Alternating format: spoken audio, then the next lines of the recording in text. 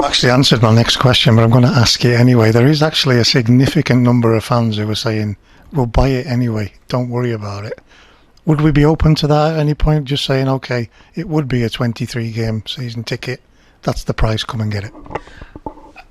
I'm personally uncomfortable with that. The reason being is I'm not sure what we can fulfil that, and I don't want to be taking other people's cash and sat in my bank account with the club, and then potentially getting spent, and then someone saying, well, actually, you haven't fulfilled your part of the bargain.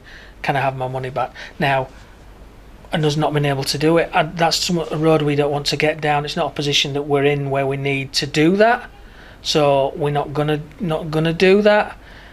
The support that we've had from the fans to put them on sale is really humbling and generous, because I know that lots of people, it's tight out there with cash, so for them to be willing to give some to us to sit on it essentially with not knowing when they'll watch football is really generous. On the last call that we had with the EFL, there were clubs saying the same, we're not going to put ours on sale until we know more.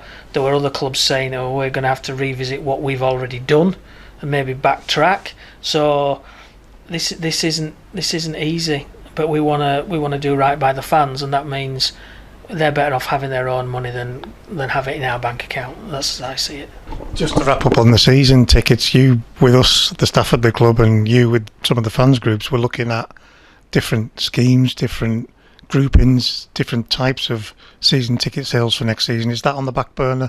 Will we just get the season tickets out with the situation that we've faced? I think we're gonna have to try and keep it really simple. I mean, one of the things that people were talking about on the call was if fans are allowed back into games, and you can and there's no need to social distance within your family groups, then does that mean inside the stadium you don't need to socially distance? So that affects, do you have one person with 2 meters round them, or could a family of 4 sit next to them together with a gap of 2 meters to the next one? Obviously that affects whether we can sell tickets together, whether we can sell them in groups. We can't even say which seat would be available to a person at this time. I mean, it's not right to go selling in those situations. So I think we're best keeping it simple. The other thing that, again, I don't sound like it's all doom and gloom, but another added complication is the iFollow. I think it's clear that we're not going to start with unrestricted fans when we start. There's going to be some restrictions, some limits on people coming in.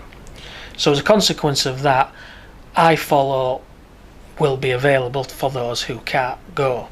So then you're into, well, how much do you charge for iFollow? Do you make it available game by game, in monthly blocks, in quarters for the first half season to Christmas, if that's how long you think fans might not be allowed in? And then what do you price it at? So I've seen other discussions saying, oh, well, buy a season ticket, and if there's no games, just put it on iFollow and that in compensation. But if you're paying £15-20 for a season ticket seat per game on average, and someone can buy the iFollow for a tenner, then how does that work? Do you have to refund the difference? Lots of people may find themselves overpaying for games that they never actually see but can only watch on the TV.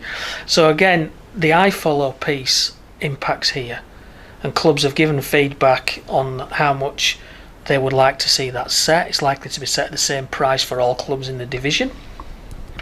So again, that impacts on how you look at things, but we don't know what that is either.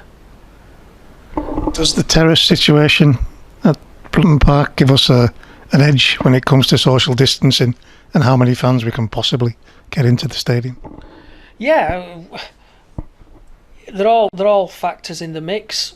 There's a specific limit on the number of fans that you can have per metre square of area, and that determines in part your capacity.